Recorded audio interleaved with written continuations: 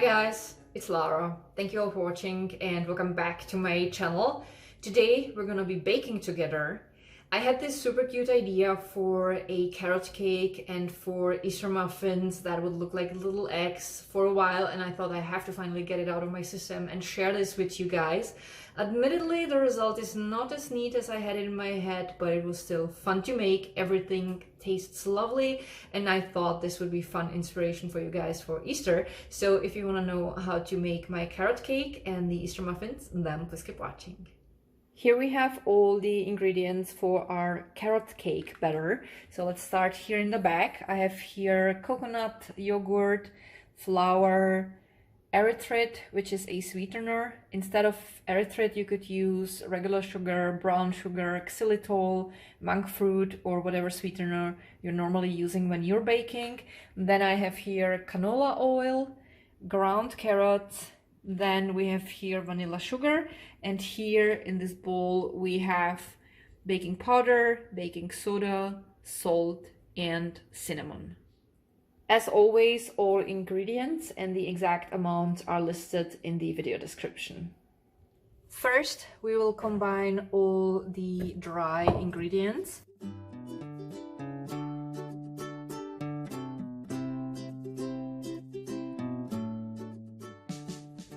Next, I'm going to add the carrots, the yogurt, and the canola oil, and now I will combine everything into a nice creamy batter.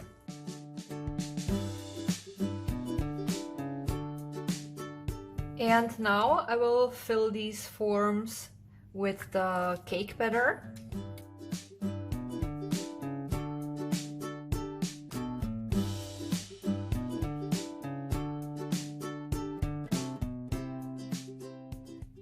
And now that these are filled, I can put them in the oven. I preheated the oven to 180 degrees Celsius. That equals 356 degrees Fahrenheit. And I will bake them for about half an hour. Might be a little bit less or more.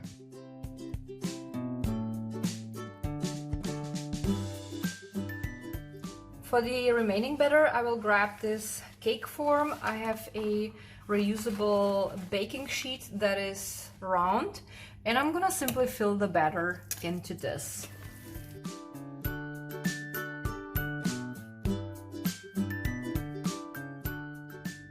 And once the egg-shaped muffins will be finished, I will put the cake into the oven. The temperature will be the same, and it should bake also for approximately half an hour.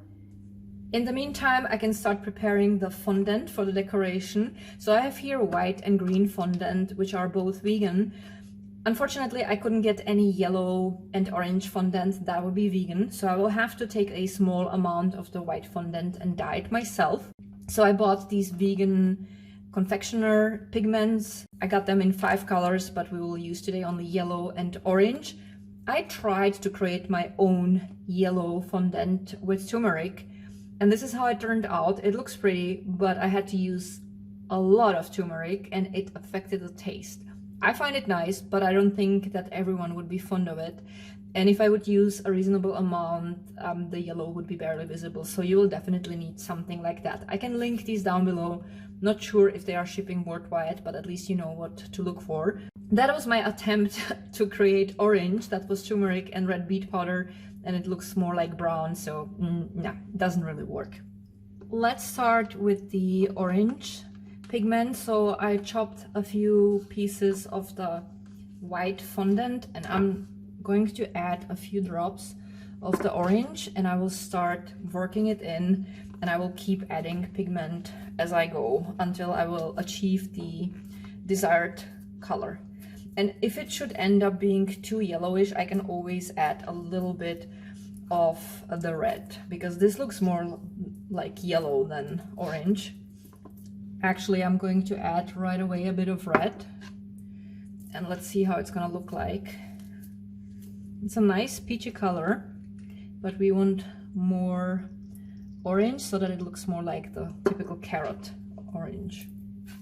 the fondant started being really sticky, so I had to grab a little bit of cornstarch, and now I will keep adding the orange and red dye.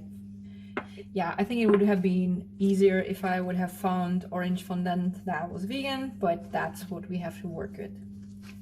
All right, so this is by far not perfect, but it's still a pretty orange shade. I have to say I used, I would say like half of the bottle of the orange pigment and some of the red pigment, but I think that will do for our carrots. So I'm going to roll it and shape it like so, and I'm gonna put it to the side for the time being, and I'll grab more of the white fondant and we'll dye it yellow the same way. And if it gets sticky, then I'll simply use the cornstarch again. So this is what yellow looks like. I actually used quite a lot of the orange dye, so in my opinion the orange pigment is more yellow than orange, as we have seen at the beginning, but the shade is really pretty. So once these cooled off, I'm just gonna chop the tops so that they will be flat.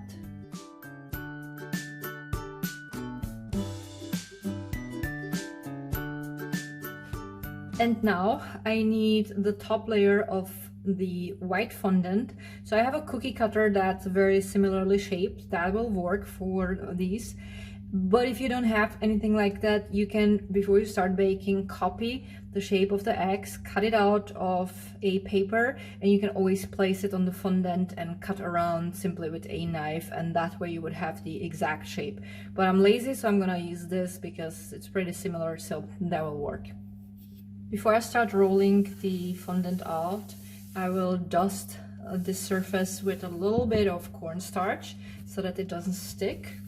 And I knead it first properly, because then it's easier to work with.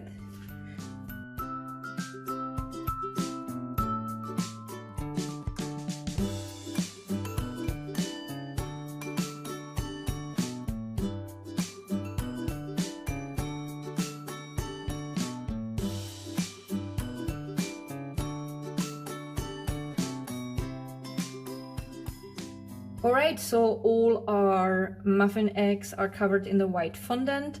I left them in these forms because it's gonna be easier to serve them, but you can take them out first, of course, that's up to you.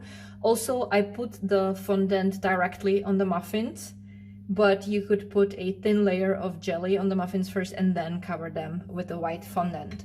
And now I'm gonna put these to the side, and I will roll out the yellow fondant, and I will use this round cookie cutter in order to cut out the yolks.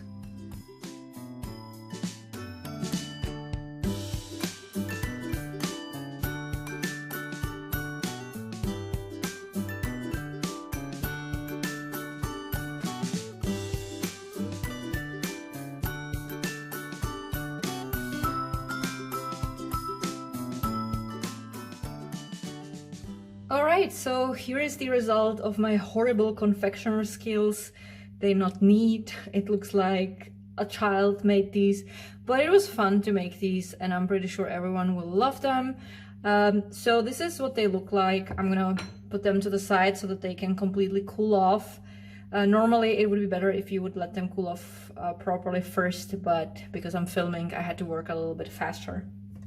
And now I'm gonna cut small pieces of this orange fondant, and I'm gonna shape small carrots for the cake.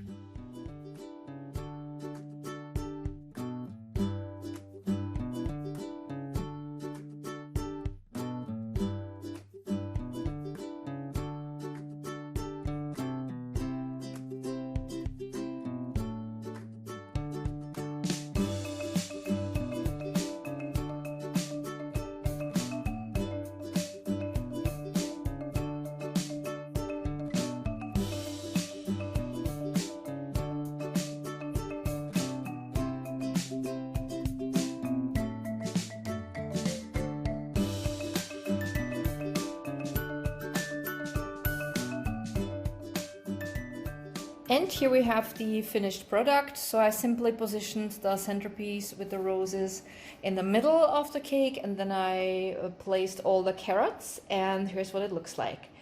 You could of course also glaze the cake first and then place all the fondant pieces, but I thought this is already enough sugar, so I didn't do anything else.